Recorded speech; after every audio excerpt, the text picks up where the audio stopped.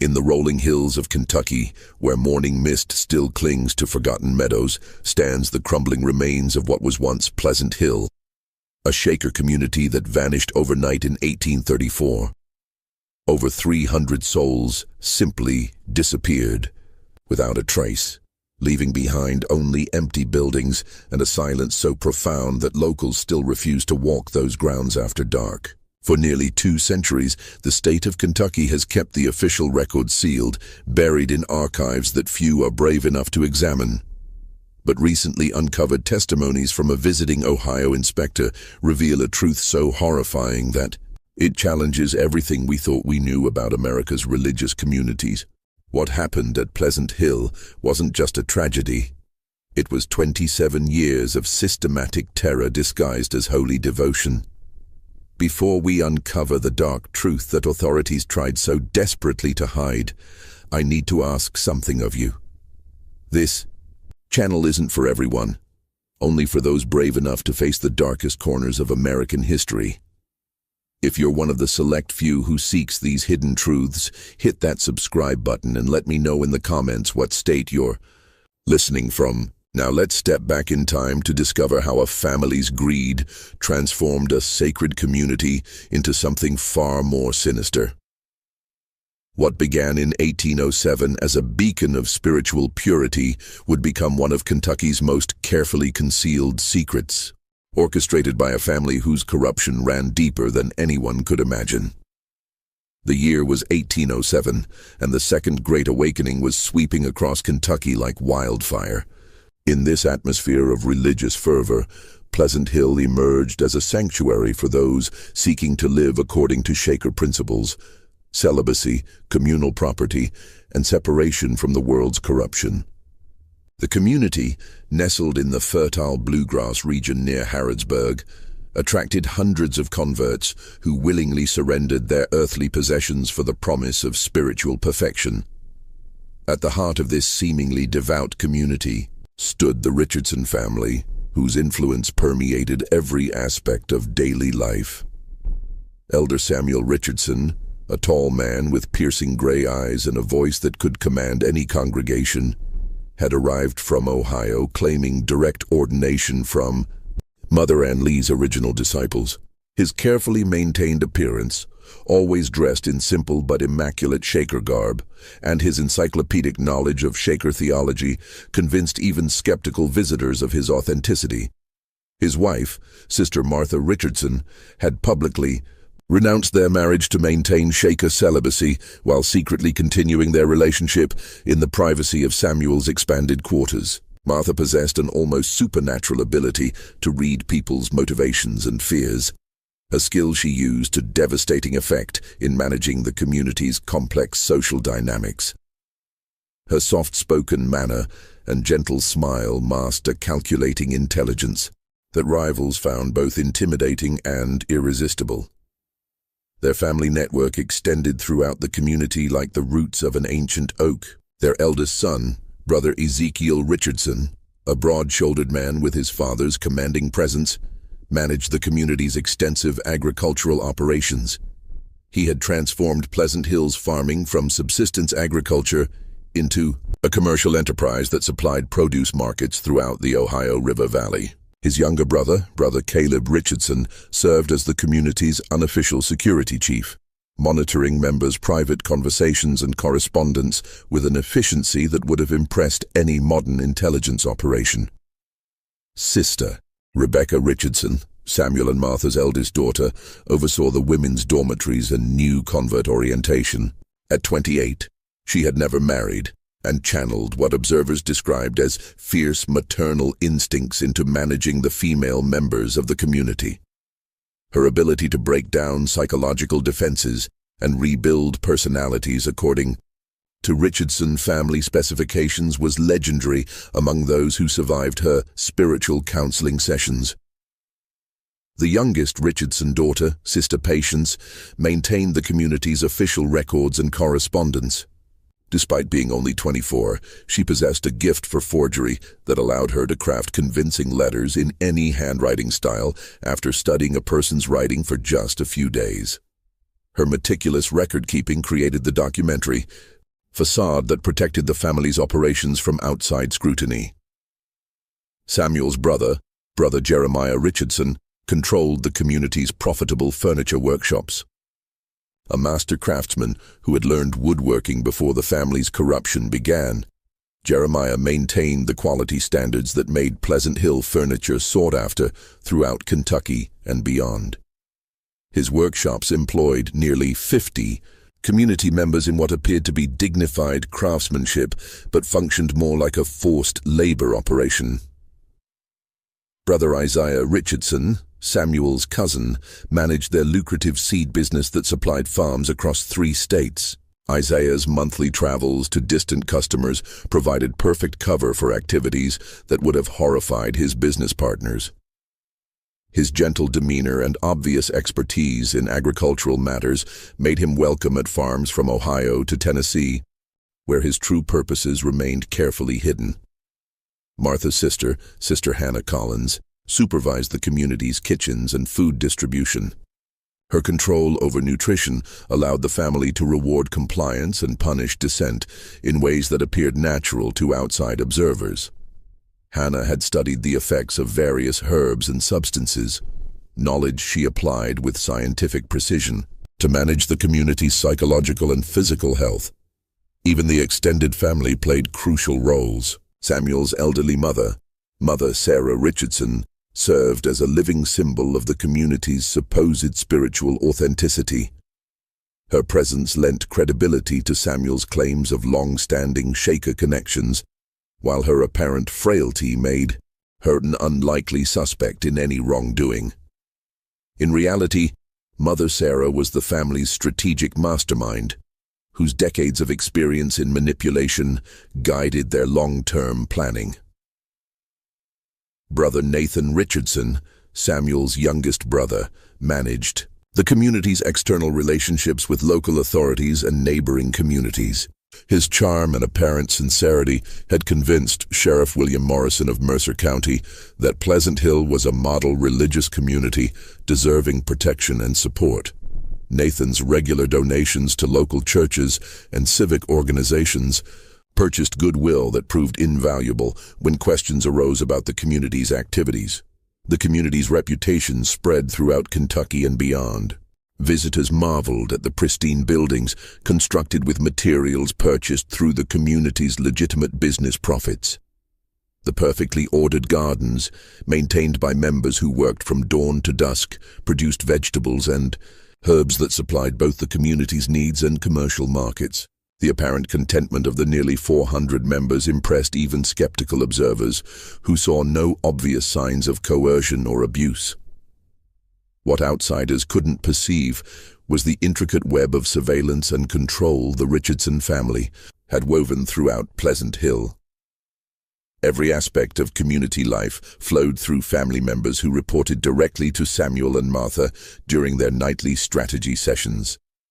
No decision, no matter how trivial, occurred without Richardson approval. No member could leave the grounds without a Richardson family escort, and even brief trips to nearby Harrodsburg required detailed justification and careful supervision.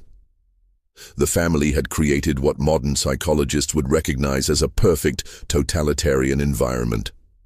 Information flowed only downward from the leadership, while surveillance ensured that any dissent was quickly identified and addressed. The community's isolation, both geographical and psychological, made resistance seem not just futile, but unthinkable to most members. New converts underwent a carefully designed indoctrination process that stripped away their previous identities and rebuilt their personalities according to Richardson's specifications. This process, supervised primarily by Rebecca and Martha Richardson, typically took 6 months to complete. By its conclusion, new members had been psychologically transformed into compliant followers who viewed questioning the family's authority as tantamount to questioning God himself. The community's daily routine reinforced this control at every turn. Members rose at 4:30 each morning to the sound of Brother Caleb's bell, ate breakfast prepared under Hannah Collins's supervision, and spent their days at assigned tasks that had been carefully designed to prevent private conversations or independent thinking. Evening worship services, led by Samuel Richardson with various family members playing supporting roles, combined genuine spiritual elements with subtle psychological manipulation that reinforced dependency and discouraged critical thinking. The first crack in Pleasant Hill's perfect facade appeared on a frigid February morning in 1812, when Brother Thomas Whitman, a successful merchant who had donated his entire estate to the community 5 years earlier, began asking uncomfortable questions about the community's finances during a public meeting. Brother Thomas had arrived at Pleasant Hill in 1807 as one of the community's earliest and most generous converts. A widower in his 50s whose children had died in a cholera outbreak, he had found comfort in the Shaker promise of spiritual family and eternal purpose. His donation of a thriving dry goods business and substantial property holdings had provided much of the capital that allowed the Richardson family to establish their operations on such a grand scale. For 5 years, Thomas had been the model community member. He worked tirelessly in Brother Ezekiel's agricultural operations, served as a mentor to younger converts, and never questioned the leadership's decisions. His transformation from successful businessman to humble Shaker brother impressed visitors and reinforced the community's reputation for spiritual authenticity. But Thomas's business background made him uniquely qualified to notice discrepancies that escaped other members' attention. His trained eye for financial details, combined with his access to certain operational records through his agricultural work, gradually revealed inconsistencies that troubled his conscience. The seed business profits reported by Brother Isaiah didn't match the amounts Thomas had observed during his visits to customer farms. The furniture workshop revenues seemed impossibly high, given the number of pieces he saw being produced. Most puzzling of all, the community's membership numbers didn't align with the consumption records he maintained for feed and supplies. Brothers and sisters, Thomas stood during the monthly community meeting, his weathered hands holding several pages of carefully calculated figures. I've been praying about some concerns that weigh heavy on my heart. Our blessed community has prospered beyond measure, yet I see contradictions in our records that trouble my soul. The silence that followed was deafening.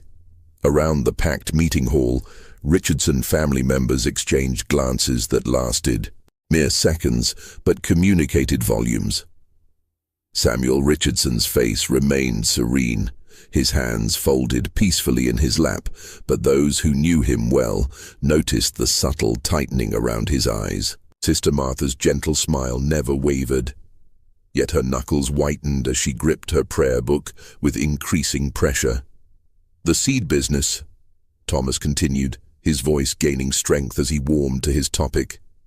Brother Isaiah reported profits of $800 from Ohio customers last quarter. But when I delivered supplies to those same farms, I calculated sales that should have generated nearly $1,200. Where has this missing money gone? Brother Caleb Richardson rose from his seat near the door, ostensibly to check the room's temperature, but his movement positioned him between Thomas and the exit. Sister Rebecca's eyes never left Thomas's face, cataloging every expression and gesture for later analysis. Around the room, other Richardson family members made subtle adjustments to their positions, creating an almost imperceptible web of surveillance and control. Furthermore, Thomas pressed on, apparently oblivious to the dangerous territory he was entering. Our membership rolls show 400 souls, yet our food consumption suggests we're feeding barely 250. Brother Jeremiah's furniture workshops claim to employ 50 members, but I count only 37 who regularly report for that duty. These numbers don't reconcile, and as stewards of God's bounty, shouldn't we demand accuracy in our accounting? The response came not from Samuel, but from Mother Sarah Richardson. whose elderly voice carried surprising authority across the silent hall. "Brother Thomas," she said, her tone mixing gentle correction with unmistakable warning, "your concerns show a heart still attached to worldly thinking. In our blessed community, we trust that our leaders, guided by divine wisdom, manage all temporal matters for our spiritual benefit. Perhaps you need time for prayer and reflection to overcome these doubts that trouble your faith." Samuel Richardson nodded gravely, his expression radiating paternal concern for a wayward child. "Brother Thomas, your dedication to our community's welfare touches my heart deeply, but perhaps your mind has been clouded by memories of your former worldly life. Sister Hannah, would you prepare Brother Thomas some of your special chamomile tea? I believe he needs rest and reflection to clear his thoughts of these troubling concerns." The meeting continued for another hour, but Thomas Whitman's questions had fundamentally altered the atmosphere. Other members avoided eye contact with him, suddenly finding urgent reasons to examine their prayer books or adjust their clothing. The Richardson family's responses to subsequent business items carried an underlying tension that hadn't existed before Thomas's intervention. That evening, Thomas was found dead in his dormitory bed by Sister Rebecca, who discovered the body during her routine evening inspection of the men's quarters. Her tearful announcement to the gathered community painted a picture of peaceful transition. Brother Thomas passed gently in his sleep, called home by the Lord after confessing his sin of doubt during evening prayers. His last words were an apology for allowing worldly concerns to cloud his spiritual vision. The community accepted this explanation with the resigned faith they'd been conditioned to embrace. After all, questioning the leadership's account of events was tantamount to questioning God's will. Brother Thomas's funeral the following day became a lesson about the dangers of allowing business concerns to interfere with spiritual submission. But young Sister Mary Caldwell, who cleaned the dormitories each morning, noticed details that would haunt her for decades. When she entered Thomas's room to prepare it for cleaning, she was struck by the bitter almond smell that lingered despite the room's windows being open all night. Thomas's fingernails had turned a distinct blue color that she'd never seen on any corpse, including her own grandfather, who had died peacefully at home. Most disturbing of all, she discovered traces of white foam around Thomas's mouth that Sister Rebecca had carefully wiped away before calling for help. Mary watched in growing horror as Brother Caleb Richardson collected all of Thomas's personal papers, including the financial calculations that had started the crisis. These documents, along with Thomas's ledger books and correspondence, were burned in the communal fireplace that very night during what Samuel Richardson described as a cleansing ceremony to purge worldly attachments from our sacred space. The community's reaction revealed how thoroughly the Richardsons controlled information flow and emotional responses. Within hours of Thomas's death, Sister Martha was leading prayer circles where members confessed their own doubts and worldly thoughts, creating an atmosphere where questioning leadership became synonymous with spiritual failure. Brother Ezekiel organized intensive work details that kept potential questioners busy from dawn to dusk, leaving no time for private conversations or independent reflection. Brother Jeremiah led evening discussions about the dangers of challenging spiritual authority, using Thomas as a cautionary tale of what happened when faith wavered and worldly concerns corrupted pure hearts. These sessions, which became a regular feature of community life, served the dual purpose of preventing future dissent while identifying members whose responses suggested they might harbor similar doubts.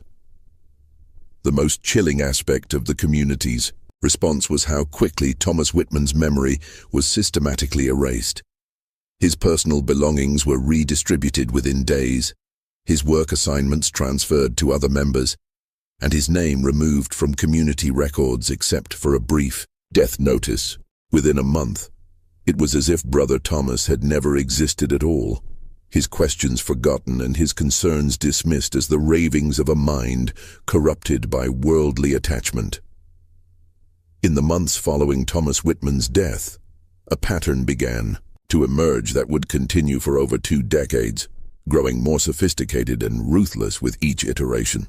Members who asked probing questions about finances, who expressed desire to visit family outside the community, or who showed signs of wanting to leave Pleasant Hill, began experiencing what the Richardsons termed spiritual crises requiring special intervention. Brother Jeremiah Richardson developed what became known as the retreat system for handling dissent. When someone questioned community practices or showed signs of independence, they would be assigned to special prayer and fasting retreats in isolated cabins scattered across the community's extensive property. These retreats, always supervised by various Richardson family members, were presented as opportunities for troubled souls to reconnect with divine purpose through solitude and meditation.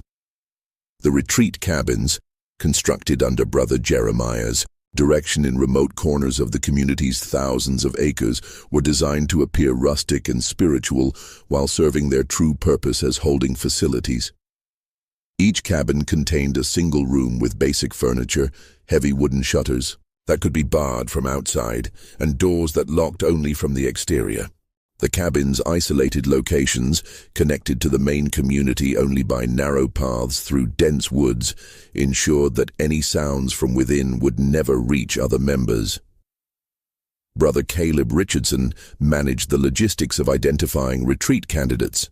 His network of informants throughout the community reported private conversations, observed relationships, and monitored correspondence for signs of disloyalty or independent thinking.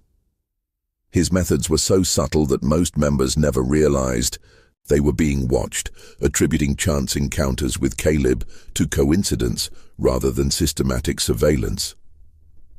The selection process for retreats followed carefully developed criteria.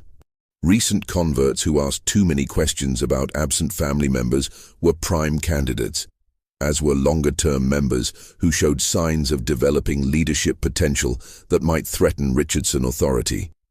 Members who demonstrated excessive attachment to possessions they had donated, who expressed homesickness during community meetings, or who formed close friendships that might enable organized resistance, also found themselves selected for spiritual intervention. Sister Hannah Collins managed the community's correspondence with remarkable sophistication, ensuring that worried family members received carefully crafted letters explaining their loved ones' sudden departures or deaths. Her penmanship was flawless, and she had studied each member's writing style with scientific precision, enabling her to forge convincing final letters that would satisfy distant relatives for years to come. Hannah's forgery operation required extensive preparation and planning. She maintained detailed files on each community member's background, including samples of their handwriting, information about distant relatives, and knowledge of their pre-conversion lives that could be referenced in false correspondence. When someone was selected for elimination, Hannah would prepare multiple letters to be sent over several months, creating the illusion of an ongoing correspondence that gradually explained the person's absence. Parents in Ohio received touching notes from children they would never see again, describing spiritual revelations that called them to missionary work in untamed Western territories. Siblings in Pennsylvania got detailed accounts of peaceful deaths following brief illnesses, complete with descriptions of final words and burial ceremonies that never occurred. The letters were masterpieces of emotional manipulation, designed to provide closure while discouraging further inquiry. Brother Isaiah Richardson's seed business provided perfect cover for disposing of evidence and maintaining the community's external relationships. His monthly trips to distant farms offered opportunities to bury bodies in remote locations across Kentucky, Ohio, and Tennessee, while simultaneously conducting legitimate business that reinforced his reputation as a trustworthy merchant and devout Shaker brother. Isaiah's routes were carefully planned to serve multiple purposes. His legitimate customers provided alibis for his presence in distant locations, while his knowledge of remote farm properties gained through years of business. Relationships enabled him to identify burial sites that would never be discovered. He developed relationships with isolated farmers who welcomed his visits and never questioned his occasional requests to camp overnight on their property during bad weather. The disposal process was methodical and efficient. Bodies were transported in specially modified seed wagons that appeared to contain normal agricultural supplies, but included hidden compartments designed for their grisly cargo. Isaiah's reputation for punctuality and reliability meant that his overnight absences during trips were never questioned by customers who assumed he was maintaining his demanding schedule. Local authorities, when they occasionally inquired about missing persons, were shown immaculate records maintained by Sister Patience Richardson.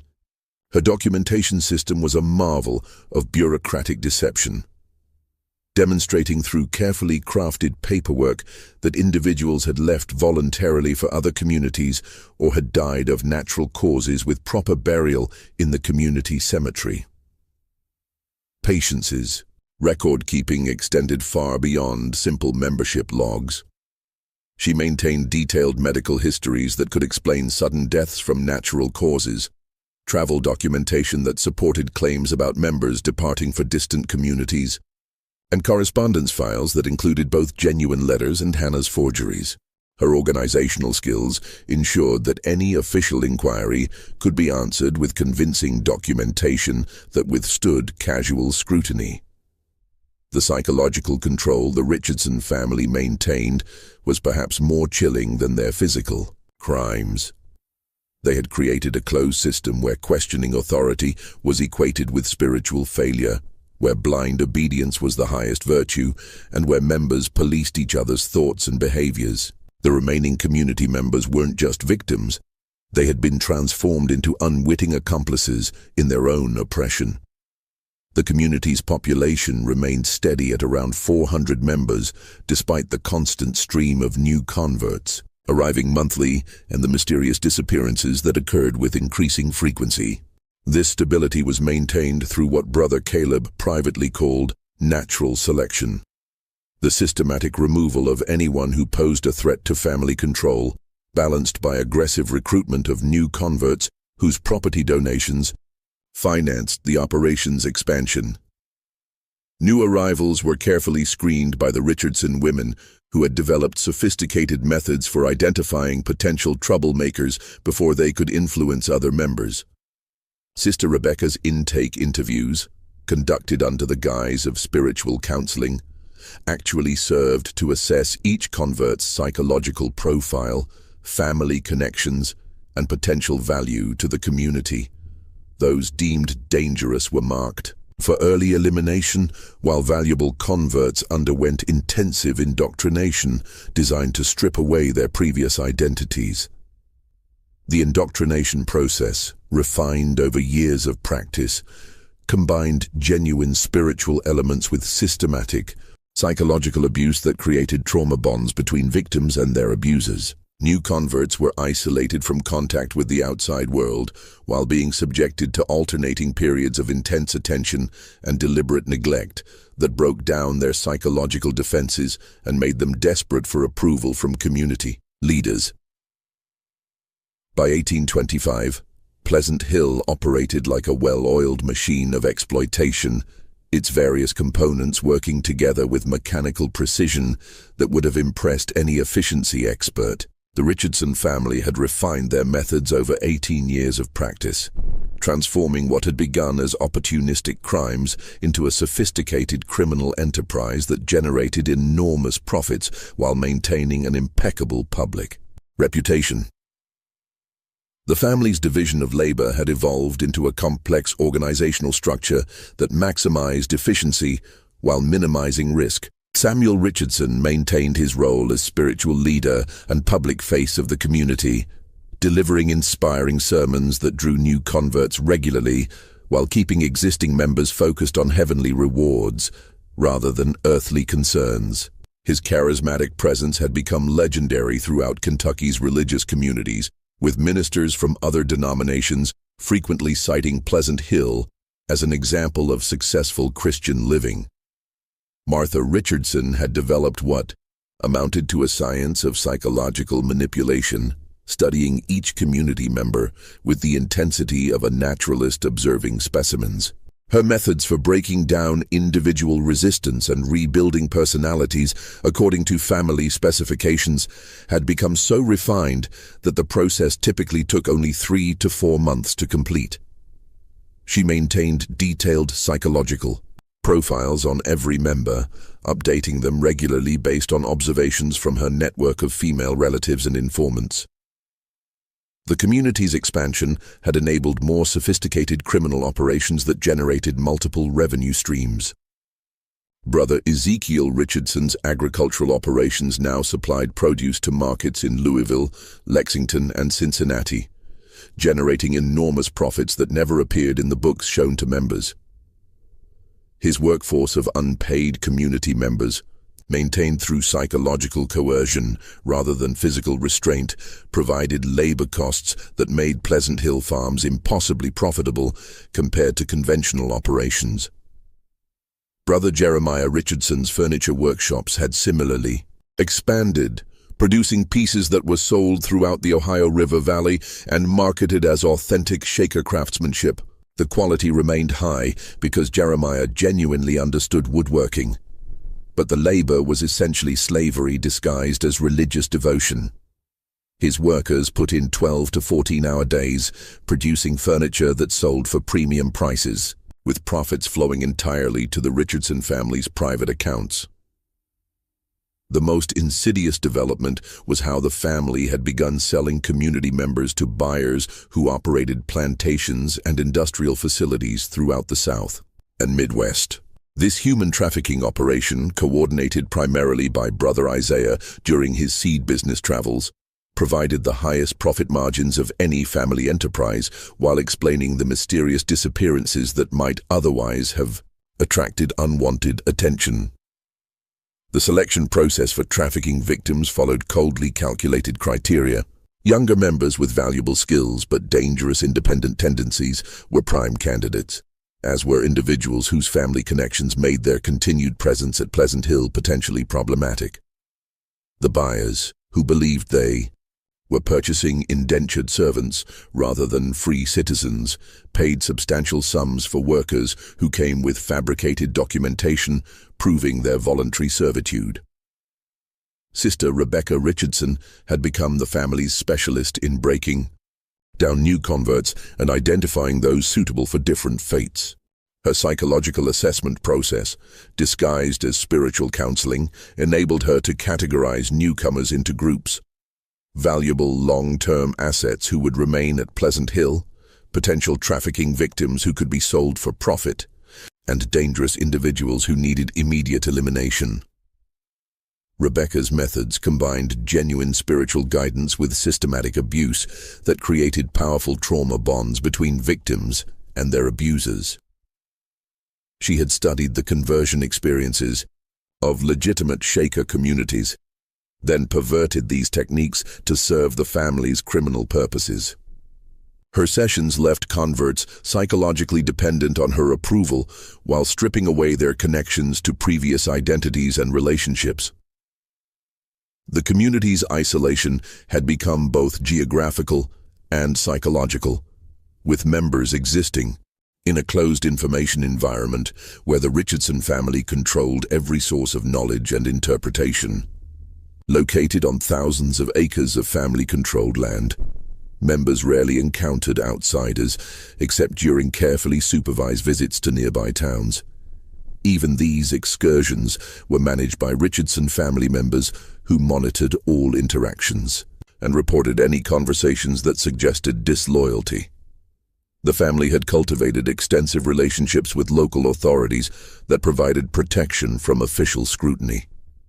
Sheriff William Morrison of Mercer County had become essentially a paid ally, receiving regular donations to his campaign funds and personal accounts in exchange for his assumption that Pleasant Hill was a model religious community deserving protection rather than investigation.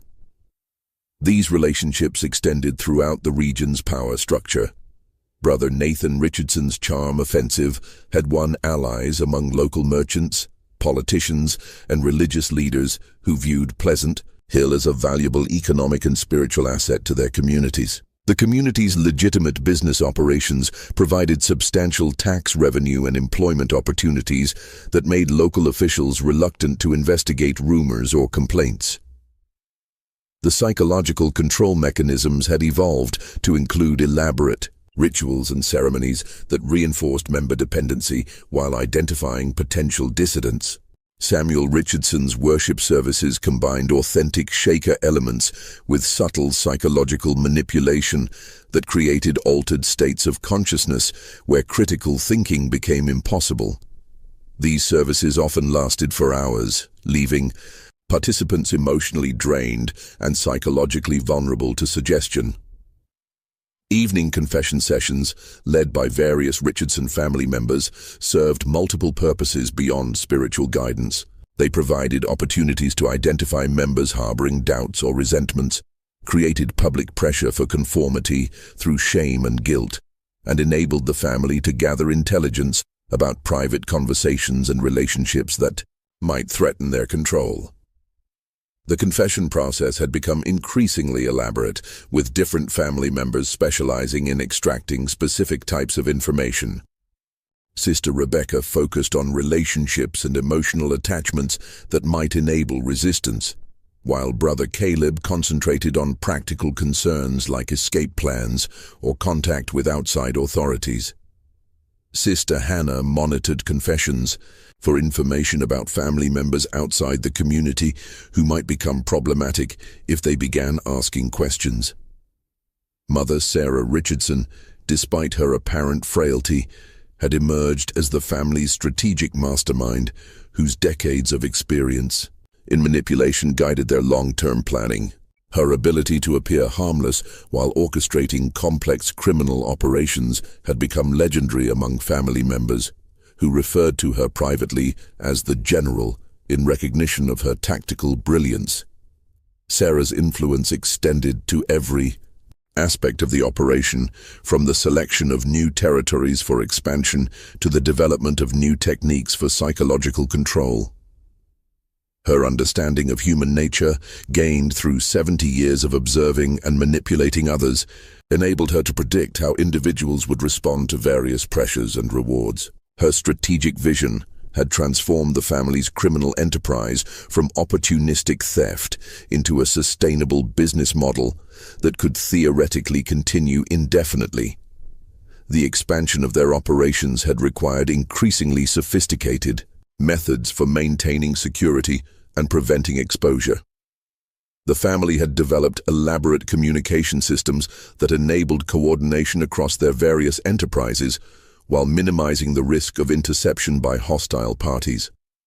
They used coded language in their correspondence, maintained separate financial accounts for different operations, and created false identities that could be used if rapid escape became necessary.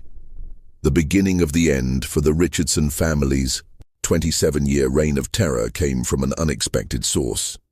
Their own success had attracted attention from the legitimate Shaker leadership in Ohio.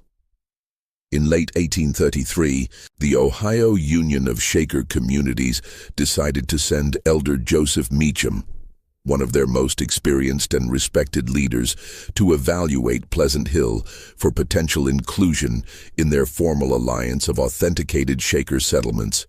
Elder Meacham was not the typical visitor the Richardsons were accustomed to managing.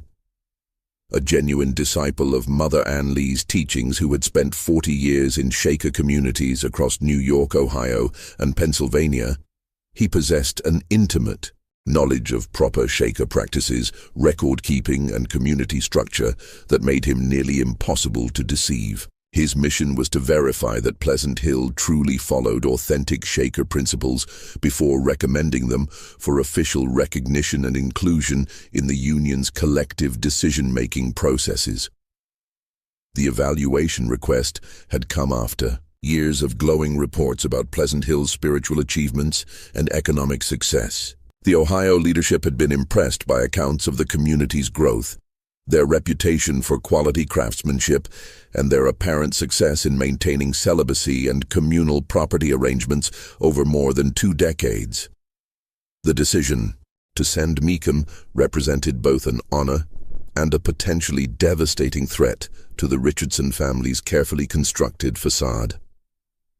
Samuel Richardson initially welcomed the evaluation with apparent enthusiasm, confident that his family's carefully constructed facade would fool another religious leader. After all, they had successfully deceived hundreds of visitors over the years, including ministers from other denominations who had left Pleasant Hill convinced of its spiritual authenticity. The family's experience in managing inspections had given them confidence that they could control the process and manipulate Meecham's conclusions.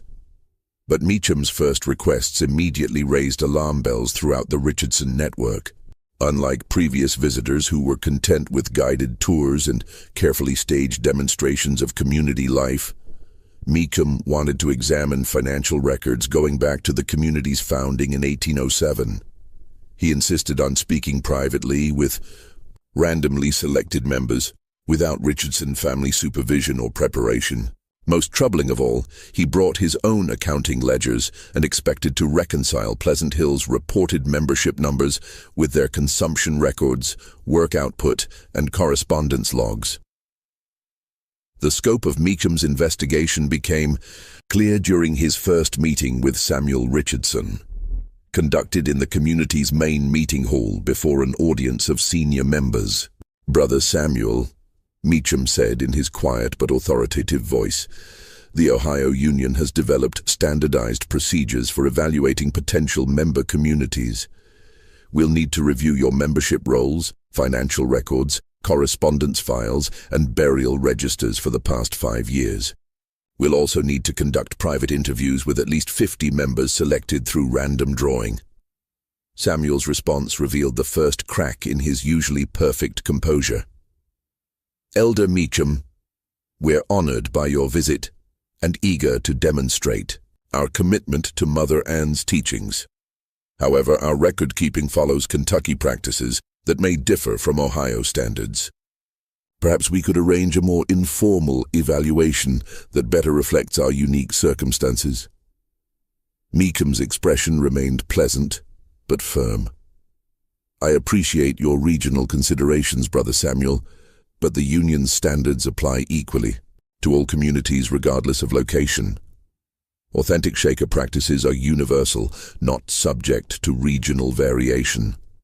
We'll begin with the membership rolls and burial registers tomorrow morning." That evening, the Richardson family held an emergency meeting in Samuel's private quarters, their voices hushed, but their panic evident to anyone who might have been listening.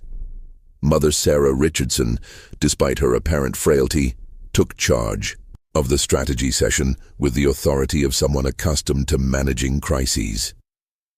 "This man knows things we can't fake," she whispered urgently.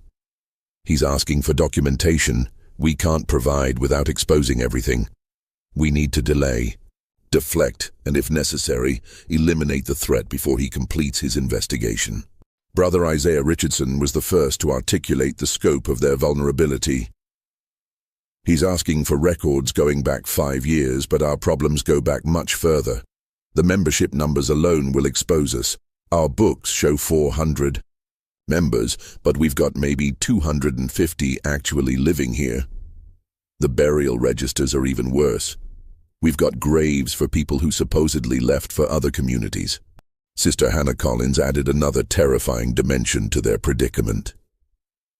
"He's already identified inconsistencies in the correspondence I've been maintaining with other communities.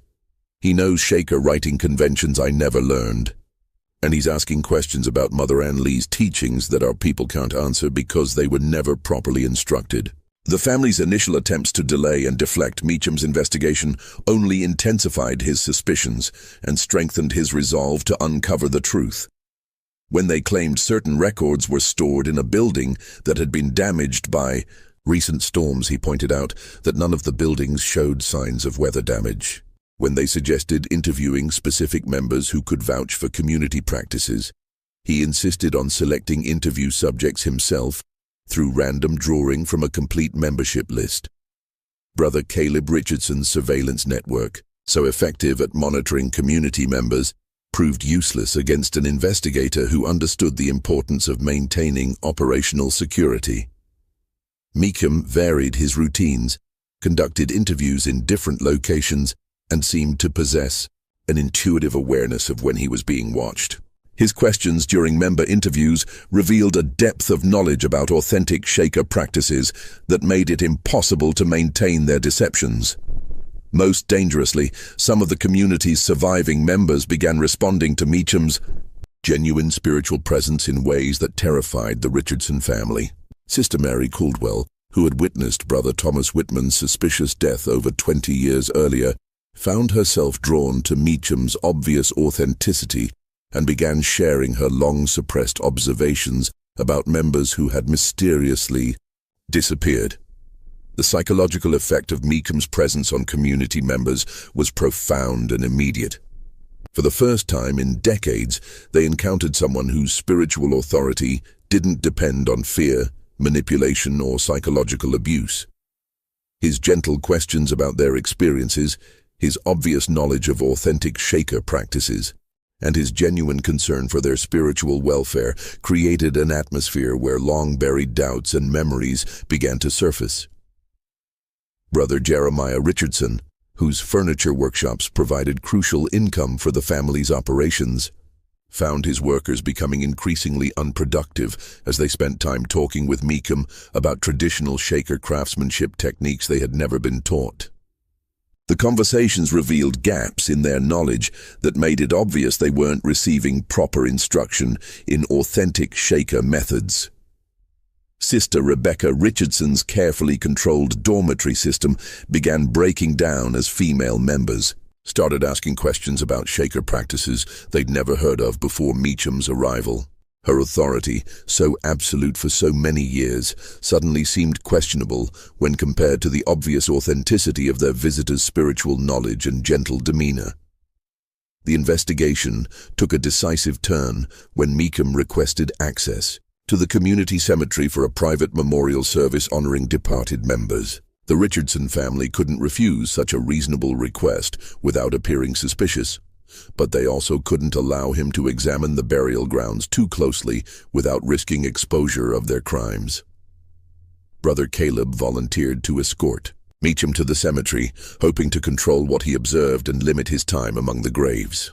But Meecham's trained eye immediately noticed inconsistencies that had escaped casual observers for decades. The burial patterns didn't match the death dates in official records, and the condition of grave markers suggested many more interments than the documented deaths could account for. "Brother Caleb," Meecham said quietly as they stood among the headstones, "I notice some irregularities in your burial records. This grave marker indicates Brother William died in 1829, but your correspondence files show letters from him dated 1830. How do you explain this discrepancy?" Caleb's response revealed the desperation that was beginning to infect the entire family. "Elder Meecham, perhaps there was an error in our record keeping. Our sister Patience maintains extensive files, but even the most careful record keeper can make mistakes when dealing with so many community members over so many years." Meecham's expression remained thoughtful but skeptical.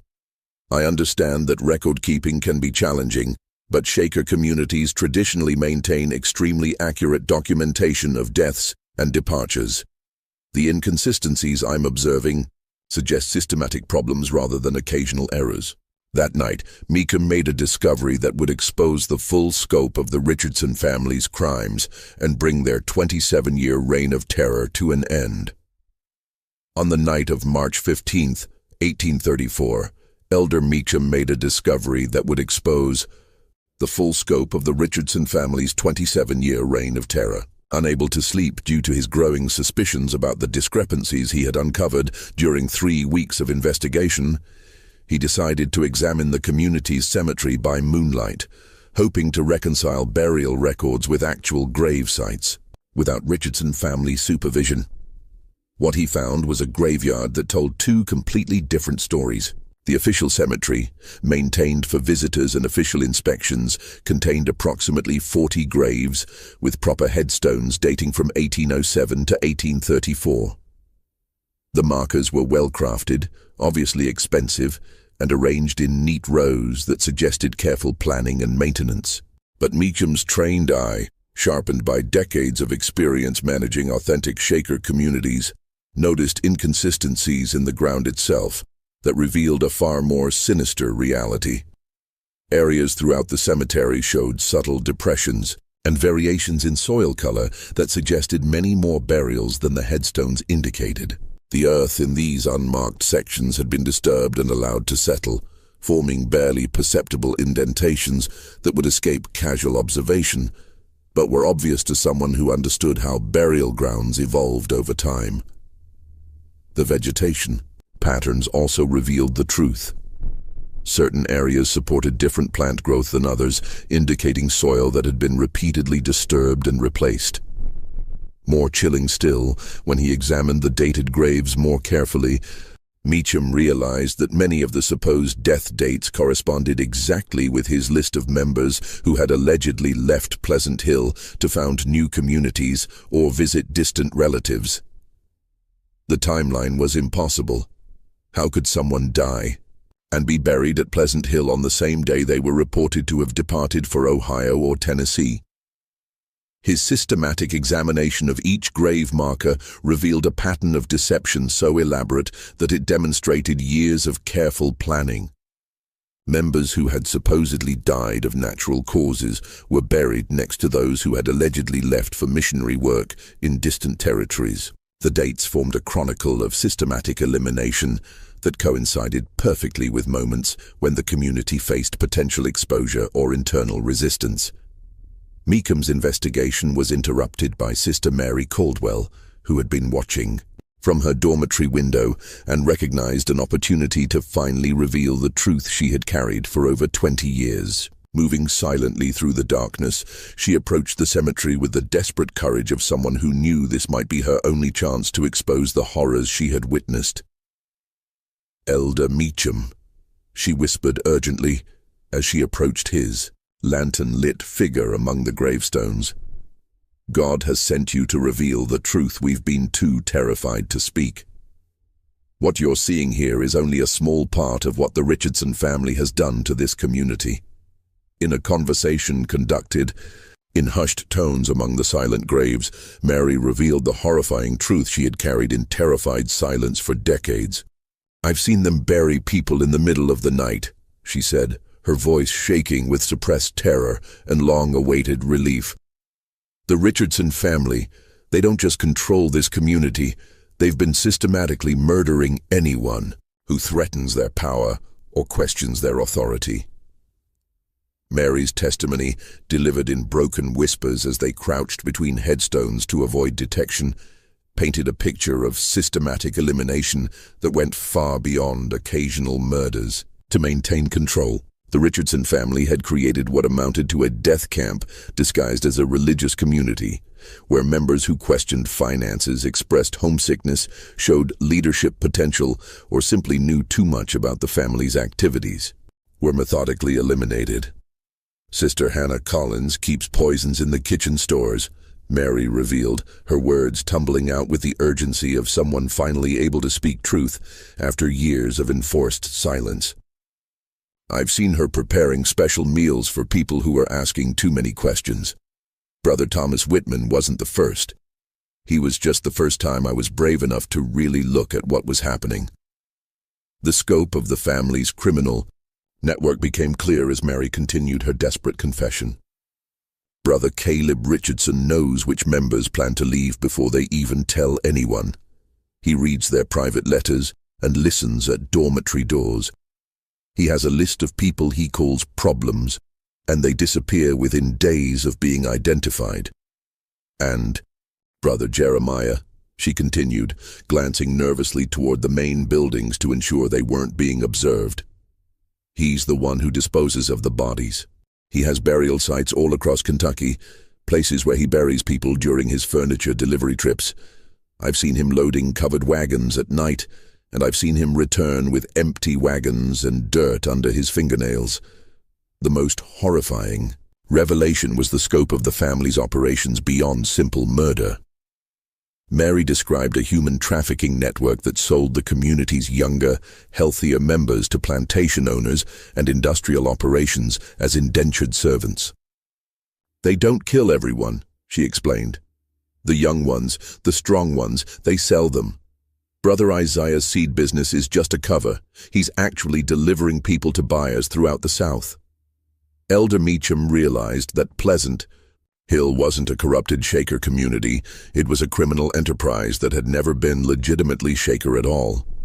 Mary's knowledge of the community's early history revealed that the Richardson family had likely murdered the original Shaker leaders who established the settlement, then assumed their identities to inherit a ready-made community of trusting, obedient followers. "The real Elder Samuel died in 1808, Mary whispered, "just 1 year after the community was founded. I was just a girl then, but I remember him being different, gentler, more concerned with our spiritual welfare than with profits and control. The man who calls himself Samuel Richardson now is someone else entirely." The implications of Mary's revelations hit Meacham with devastating force. Not only had the Richardson family been committing mass murder for over 25 years, but they had done so while systematically destroying the authentic Shaker community that had originally been established at Pleasant Hill. They had perverted genuine spiritual seeking into a tool for exploitation and murder, using people's deepest religious longings as weapons against them. As dawn approached, Meacham faced a terrible choice that would determine the fate of the nearly 250 community members who remained alive. If he confronted the Richardson family directly with his knowledge, he would almost certainly become their next victim, and his death would eliminate the only outside witness to their crimes. But if he left Pleasant Hill to seek outside help, the family might eliminate all the remaining witnesses before authorities could intervene. The weight of nearly 300 lives lost, and the 250 souls still trapped in this nightmare, pressed upon him as he knelt among the silent graves. Mary Caldwell waited beside him, her fate now linked to his decisions. Around them, the cemetery held its secrets in the pre-dawn darkness, bearing witness to decades of systematic murder disguised as religious devotion. Meacham's decision would determine whether the Richardson family's reign of terror continued, or whether justice would finally come to Pleasant Hill after 27 years of carefully concealed horror.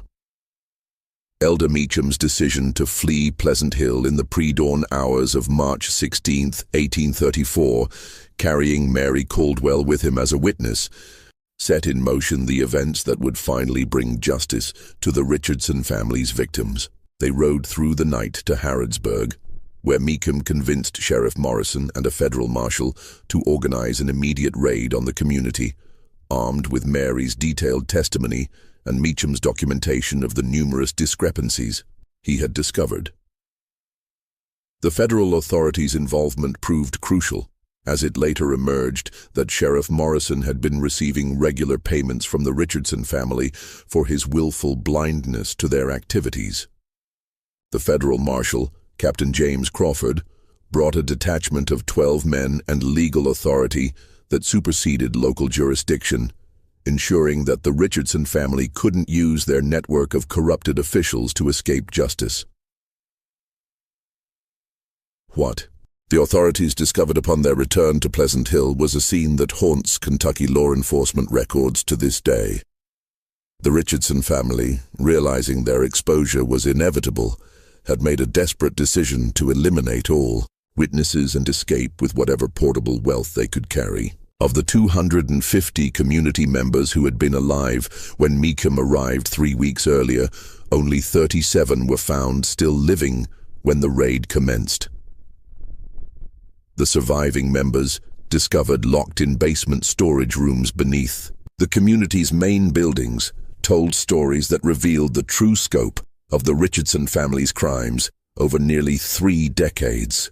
They had been confined without food or water for 2 days, while the family debated whether to kill them all or select the most valuable for sale to distant buyers before fleeing Kentucky permanently.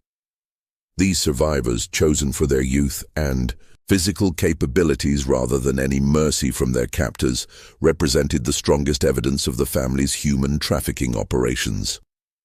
Several had been marked for sale to plantation owners in Mississippi and Alabama, with transportation arrangements already completed and payments received. Their testimony revealed a systematic operation that had sold hundreds of community members into slavery while maintaining the facade of voluntary departures for missionary work. The physical evidence discovered during the raid supported every horrific detail of the survivors' testimonies. Hidden burial sites were found throughout the community's extensive property, containing remains that showed signs of poisoning, strangulation, and blunt force trauma. The burial sites were methodically organized, with detailed maps found in Brother Jeremiah Richardson's workshop indicating the location of every hidden grave. Searchers discovered over 150 unmarked graves scattered across the community's thousands of acres, many containing multiple bodies that had been disposed of during the same time periods. The condition of the remains, combined with artifacts found in the graves, confirmed that the Richardson family had been systematically murdering community members since at least 1812, with the killing accelerating dramatically in recent years as their confidence in their methods grew. In the Richardson family's private quarters, investigators found detailed ledgers documenting their human trafficking operations with the precision of any legitimate business enterprise. The records included the names of buyers, the prices paid for individual community members, and detailed descriptions of the merchandise being sold. The trafficking operation had generated over $40,000 in profits over the past decade, far exceeding the income from their legitimate business activities. Perhaps most chilling was the discovery of Martha Richardson's personal journal, which revealed the psychological techniques the family had developed to maintain control over their victims. The journal, written over 15 years, documented systematic experiments in human manipulation that would have impressed modern psychologists with their sophistication and ruthlessness. Martha's writings showed no remorse for the hundreds of lives destroyed by her family's activities.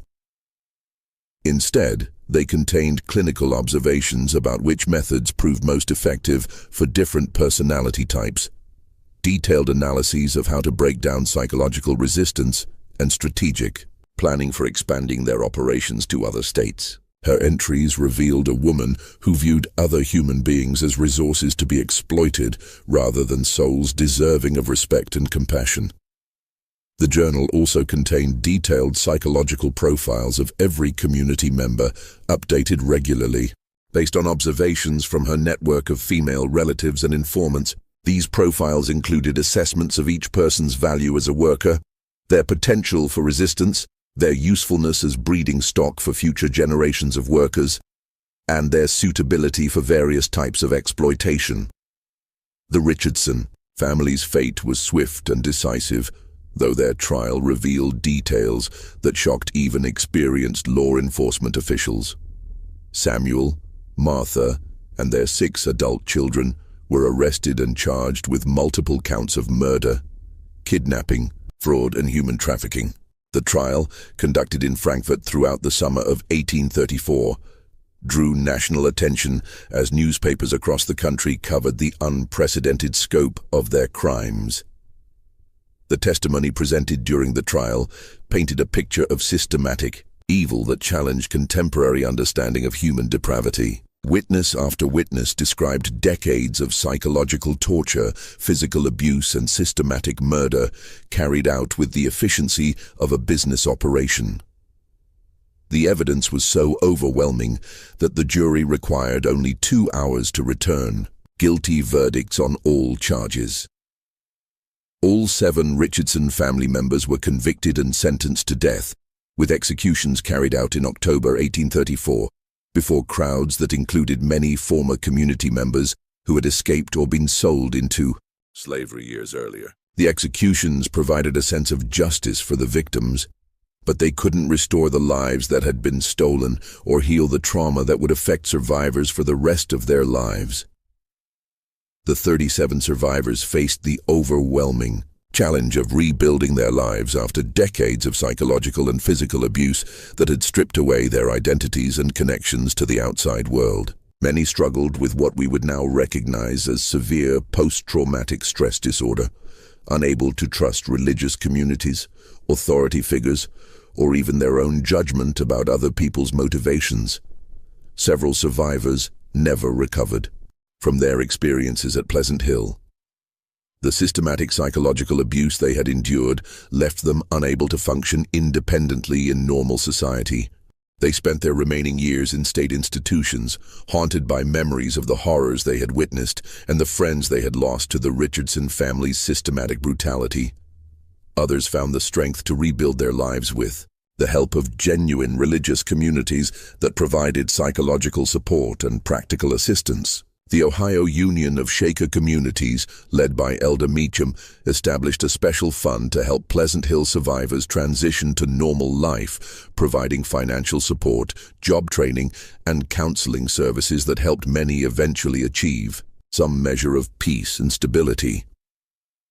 The state of Kentucky quietly sealed most of the Pleasant Hill investigation records, concerned that publicizing the full details would damage the region's reputation and discourage religious settlement throughout the Bluegrass region. The community's buildings were eventually demolished under state supervision, and the land was sold to private farmers who were told only that the previous religious community had disbanded following financial difficulties.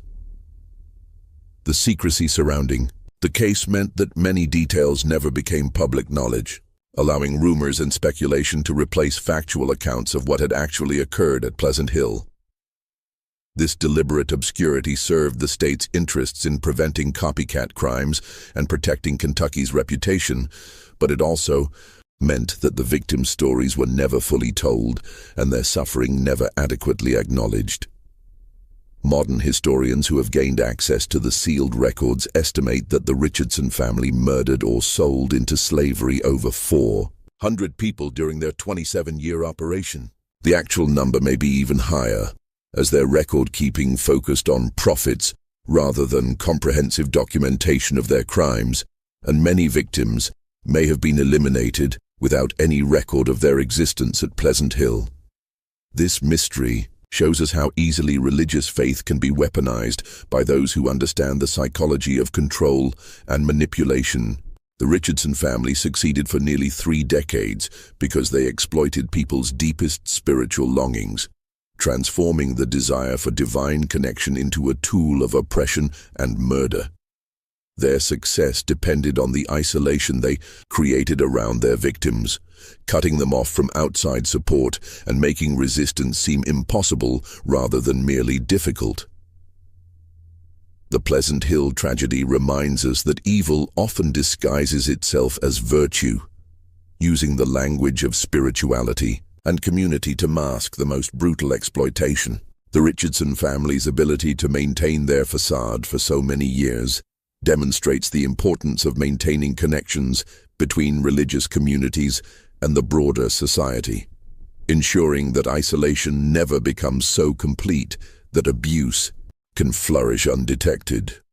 What do you think of this story?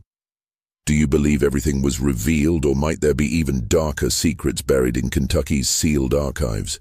The state's decision to keep most records classified suggests that the full scope of the Richardson family's crimes may never be completely understood. Leave your comment below and share your theories about what other horrors might still be hidden in those forbidden files. If you enjoyed this tale and want more horror stories like this, subscribe, hit the notification bell, and share with someone who loves mysteries. See you in the next video.